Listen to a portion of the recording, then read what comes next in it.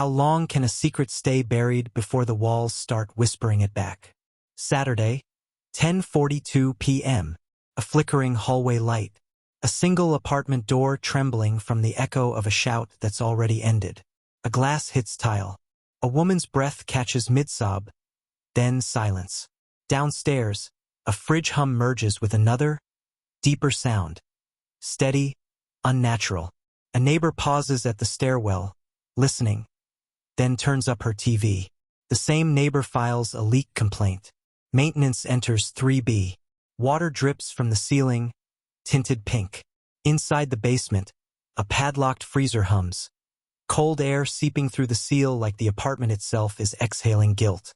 Police find her purse on the couch, clothes still warm in the dryer. Her phone, plugged in, charging, unread messages glowing. Her boyfriend says, calm as static, "We never argued." He looks straight into the camera, smiles once, then asks, "You found the leak, right?" But the leak isn't water, and the freezer's hum is still running. If walls could talk, whose version of the truth would they tell first? The living or the dead? Tuesday, 7:13 a.m. Yellow tape stretches across the doorway of Unit 3B. Inside, officers move carefully, the kind of silence that only comes after evidence has already begun to speak. The freezer is unplugged now. Meltwater pools near the vent, carrying a faint smell of metal and detergent. Every corner of the room feels like it's waiting to be believed. Detectives rewind the apartment's smart camera feed.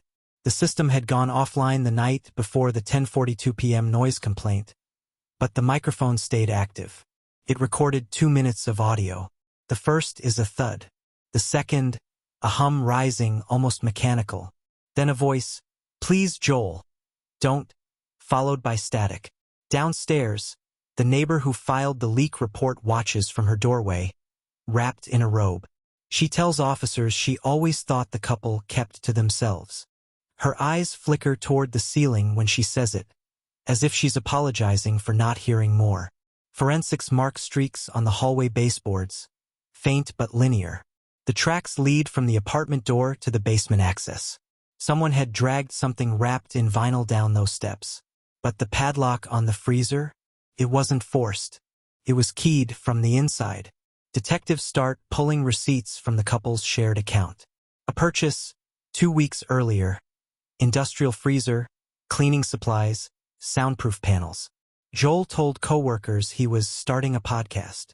The irony stings, because the only thing recorded in that apartment was the moment it stopped being a home. In the final frame, the technician lifts the freezer lid again for cataloging. The hum is gone now, but from inside the vent above it, a new sound begins. A slow, rhythmic drip, and something metal rolls loose, landing beside the technician's shoe. A single house key tagged 3B. What if the one thing that could prove your innocence also proved your intent? Wednesday, 4:22 p.m. Detectives sit in a dimly lit digital forensics room. A monitor hums with static, a corrupted video file from Unit 3B's living room camera. The footage keeps skipping like memory itself. Fragments, not facts.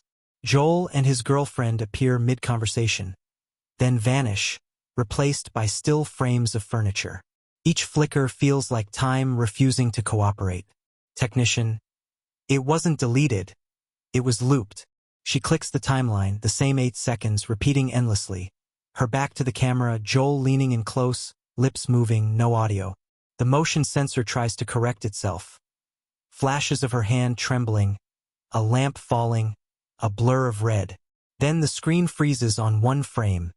Her face half-turned, eyes open, as if seeing something we can't. Interrogation room. Joel Carter sits forward, hands folded, voice calm. "I didn't touch her," he says. "She just fell." He insists she was unwell, talks about her seeing things, hearing the hum before he did. Detective Monroe leans in. "You're saying she imagined it?" Joel nods once. The sound, the smell, the freezer, all of it. She said it was whispering her name. Across town, her sister watches the leaked footage online, grainy, shared without consent. She swears she sees her sister blink in the frozen frame. Replay after replay, she begins to hear it too, that faint mechanical hum beneath the silence. When the forensic team isolates the background audio, they find a second voice layered under Joel's. Not speech but breathing. Too steady, too close to the mic, as if the camera itself had been recording from inside something closed off, something sealed. Detective Monroe writes in his report, "Subject shows no visible grief. Smiles intermittently when confronted with evidence." He pauses before his next line, the kind you only write when something feels wrong beyond the facts. The apartment feels alive, like it's remembering. At 4:38 p.m., the technician restores the final missing file. Timestamp: Saturday, 10:42 p.m., the same minute the neighbor heard the noise. But in this version, the camera's angle has changed. It's lower, closer to the floor, facing the freezer. What does a machine remember when no one's supposed to be watching? Friday, 2:06 a.m., Digital Forensics Lab. A single monitor glows against darkness. File name: FRZR_SAM_01.MOV. The camera wasn't factory installed, it was handmade. Hidden inside the freezer hinge, aimed upward, as if placed to witness. The first frame opens with condensation crawling across the lens like breath. Detective Monroe whispers, "Start it." The screen jolts, image grain thick as static. Her body isn't visible, not fully. Just her arm, limp, a bracelet catching light. Then movement. A reflection flickers in the chrome. Joel's outline pacing. He's talking, but the words cut in and out. "You kept saying it. You heard it. I didn't want this." The footage slows itself. Frames drop. For 1 second, it looks like she answers. Mouth barely moving, lips forming a single word. "Why?" The technician freezes the frame, enhancing audio frequencies. Buried beneath the hum. A tone, rhythmic, inhuman. Heartbeat? No, too mechanical. The waveform matches an industrial compressor cycling exactly every 7 seconds. But the freezer was unplugged when police arrived. Her sister watches the footage from her phone that night.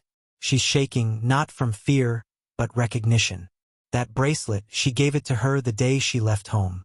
Except the engraving wasn't visible before. Now, under magnification, the word "breathe" is clear. Her sister whispers to the screen, "She was trying to tell me something."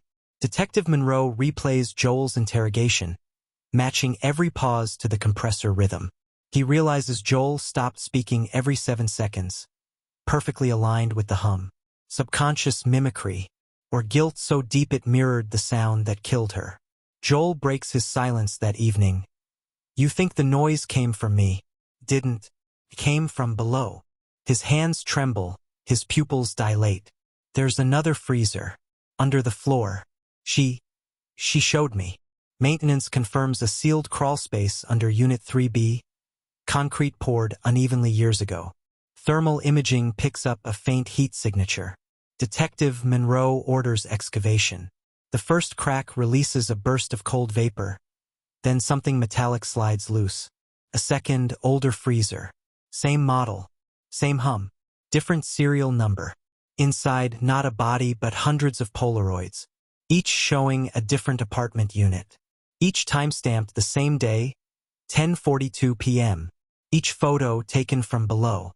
How do you photograph a moment that hasn't happened yet? Detective Monroe spreads the Polaroids across a metal table. Each image glows faintly. Faces caught mid-scream, mid-motion, like time itself froze. Every picture shows a different apartment. Same second, 10:42 p.m. But one photo stops her cold. It's Unit 3B, yet Mara's shadow appears twice. The second shadow stands behind her, head tilted, eyes level with the camera. Timestamp data confirms the photo was taken 1 hour before the fight. A future frozen, printed early. Her sister whispers. She knew. She saw it coming. Monroe looks closer. On the edge of the photo, a blurred shape like a reflection of the freezer's chrome surface. It isn't Joel. It's someone wearing his uniform, but older, heavier, face unseen. How can someone appear in every memory, yet in no footage at all? Basement light flickers over stacks of old security tapes. Detective Monroe rewinds one, pausing at 10:42 p.m. Again. The tape glitches. A figure flickers in the corner frame, then vanishes. The tech team enhances the footage. Joel walks past the freezer alone, but his shadow splits into two. The second shadow moves before he does, like something rehearsing the crime ahead of time. Monroe cross-checks utility logs. One access badge was used that night, Joel's father's ID. Deceased since 2019. A neighbor remembers an older man visiting days before the fight. Said he was there to help move furniture. She never saw him leave. Monroe whispers, "They buried more than one secret in that basement." As she turns off the light, the freezer hum starts again. But the plug is already pulled out. What do you say to someone who's been waiting in silence for 6 days? Basement. Early morning. Detective Monroe stands before the padlocked freezer, gloves trembling. A single camera light glows red. The bolt cutter snaps. Cold vapor spills out like breath from another world. Inside, blankets, photos, a phone still flashing missed calls. Under the folded clothes, Mara's hand. Her nails cracked, fingertips blue. But one word carved into her palm. Enough. Forensics later reveal she was alive for hours after the fight. The freezer sealed from outside. Her final voicemail, time-stamped at 11:12 p.m. "If anything happens to me, tell my sister I was trying to leave." The hum that haunted the building wasn't the freezer. It was the circuit trying over and over to restart, trying to keep her alive. Joel sits in the interrogation room, expression blank. "Why'd you do it?" He smiles faintly. "She made me feel like I wasn't enough." The courtroom plays her voicemail. Every juror looks away. The hum finally stops. Mara's plants, wilted for days, begin to bloom after the power's cut. The fridge upstairs hums one last time, then dies in silence.